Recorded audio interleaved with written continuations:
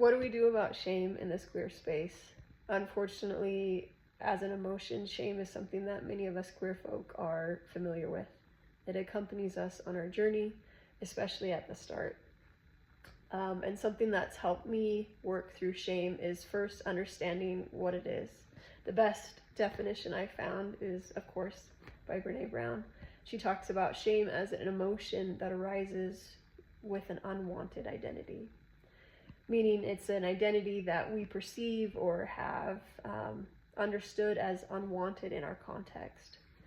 So when we realize that we're queer and we have the perception of that being unwanted in our context, shame arises. And what shame tells us is that in order to continue to belong in our context, in order to continue to connect, we need to hide this part of us that's unwanted.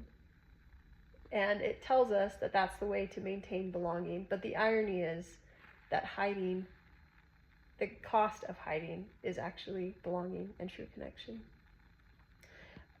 Unfortunately, it's just the reality of the universe that in order to have true belonging and true connection, we have to be our full selves.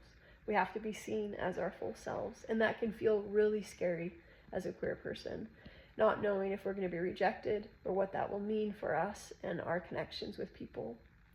But that is part of the work, to be brave and to be seen as the beautiful people we are. A second thing that's helped me in terms of working through shame is to recognize that to question shame stories. So when I came out to myself as gay, I can see now that what made it so hard was not the truth about being gay. What made it so hard was shame stories about what that meant. Shame encompasses or covers truth with stories. And our work is to question those stories. It's the stories that say that this identity is unwanted. And instead, our work is to question them, consider what other stories are possible, and move into a space where we can recognize this identity and we recognize